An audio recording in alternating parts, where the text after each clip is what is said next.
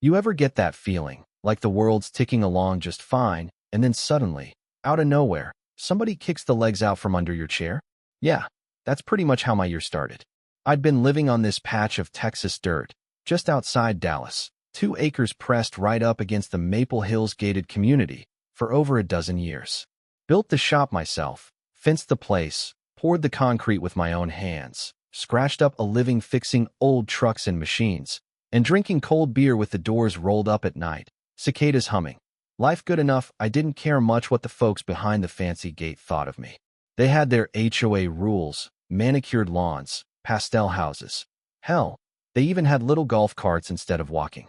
I had my shop, my tools, and the kind of silence you earn. Things ran like clockwork until, well, they didn't.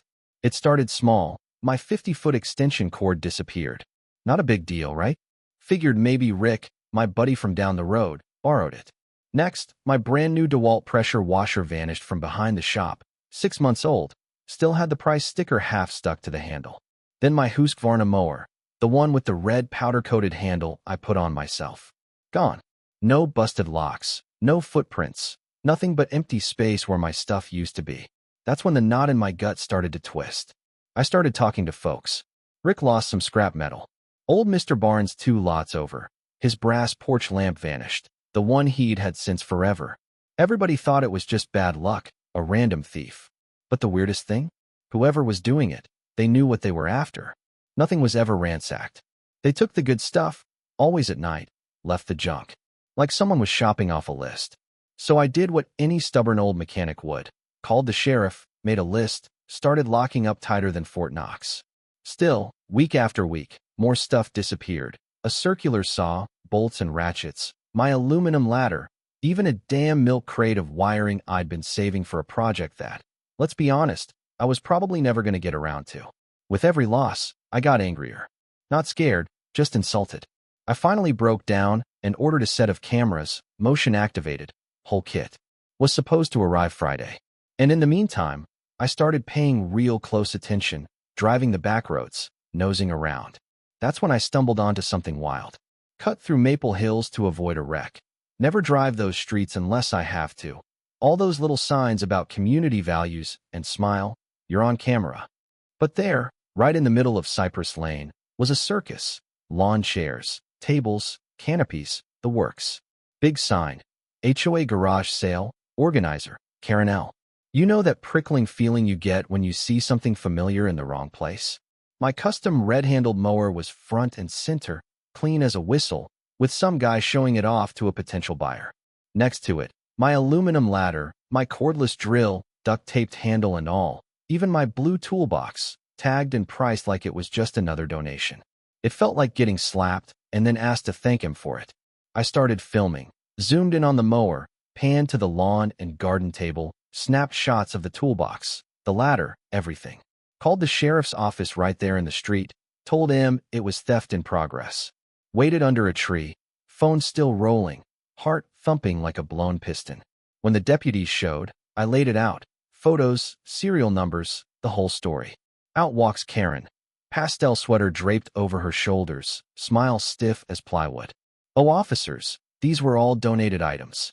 We collect for community fundraisers all the time. Yeah, I asked for documentation, records of who donated what. She dodged, stammered, changed her tune to maybe there was a mix-up. People leave things by the bin. But the deputies started tagging items anyway, matching serial numbers, writing up reports. Then I spotted Mr. Barnes' missing lamp. It was all right there, like a damn exhibit at the county fair. I didn't sleep much after that. I inventoried every inch of my shop, wrote down serials, snapped photos, locked up every night. I even built a fake shed out back, set it up with a busted drill, old grinder, toolbox, all rigged with a GPS tracker and invisible UV paint. Figured if anyone took the bait, I'd have him. Fifth night, camera pinged at 2:15 a.m. Watched a shadow slip through the fence, go straight for the decoy shed, pop the lock like they'd done it 1,000 times, gone in 2 minutes flat. By sunrise, my tracker pinged inside the Maple Hills HOA maintenance shed, couple hundred feet from Karen's property. By noon, my fake toolbox was behind their community center. I watched from my truck, binoculars steady, as Karen herself dragged bins out, loading up her SUV, cool as ever. I called the deputy with everything. Video, GPS logs, timestamps. They move quick.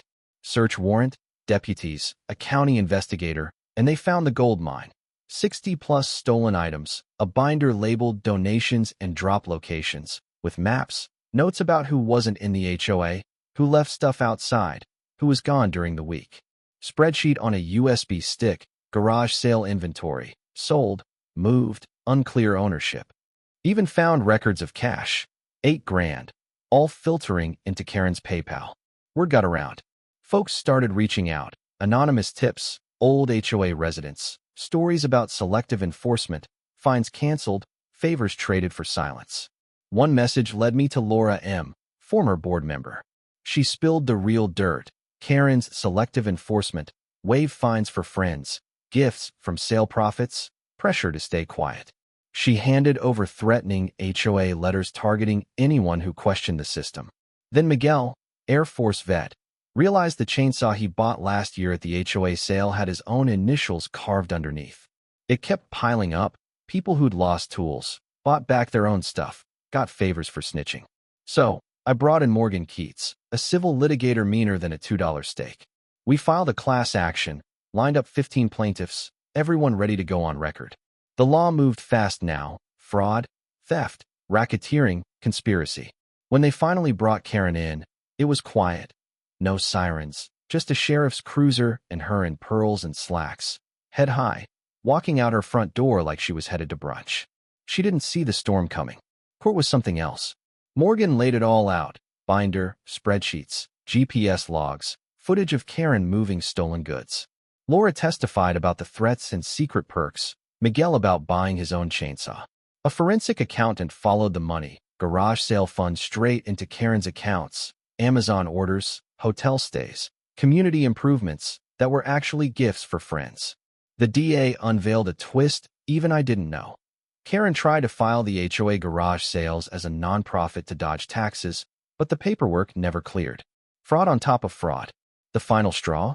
After the first court hearing, Karen was caught burning files in her backyard at 1 a.m., caught on my drone camera. Fire marshal pulled half-melted USB sticks, donation logs, even a ledger showing cash payouts to board members. That turned it from theft to full-blown obstruction, tampering with evidence, mail fraud, tax evasion. The county froze all HOA assets, suspended the board, and called for a total audit. The trial was a spectacle. Reporters lined the benches. HOA board members huddled like lost puppies, Karen looking smaller by the day in that gray blazer. Mr. Barnes, wheeled in by his granddaughter, held up a photo of his missing lamp, cracked glass and all, and told the judge, "I wouldn't let that woman borrow a cup of sugar." Even the judge cracked a smile. When the verdict came, 12 years, no parole, more charges for those who helped her. There was no cheering, just this deep, collective exhale. The HOA folded, county took over, and folks started bringing back tools, mumbling apologies. Some vanished, others tried to make amends. A few brought banana bread. I still didn't eat it. Old habits. 3 months later, things are quieter. Banner at my gate reads, "Private property. I have cameras. HOA doesn't speak for me. I work, lock up, sleep easy." The new board's got no power. Karen's locked up out near Fort Worth, rumored to be running a beautification committee nobody asked for. Most of my stuff made it home. Mower, ladder, the drill that tattled, even the crate of wires. Class action settled for $1.2 million. Not enough to make me rich, but I got a new lift, paid off the truck, took a week off. First time in years. Maple Hills? They're licking their wounds, reviewing every fine, every citation, learning just how deep the rot went. Some folks still pretend nothing happened. Others say thank you quietly. Me? I'm just glad to have my piece of dirt, my tools, and a memory sharper than ever. These days, every time I see a pastel sweater, I check the cameras. But the truth is, no matter who tries to run the show next time, I'll be ready. Because in the end, the only thing fireproof in this world is the truth. So, what do you think? Was justice served? Or does something like this ever really get made right? Drop your take in the comments, and tell me, what would you have done if it were your tools, your town, your neighbor at the center of the storm?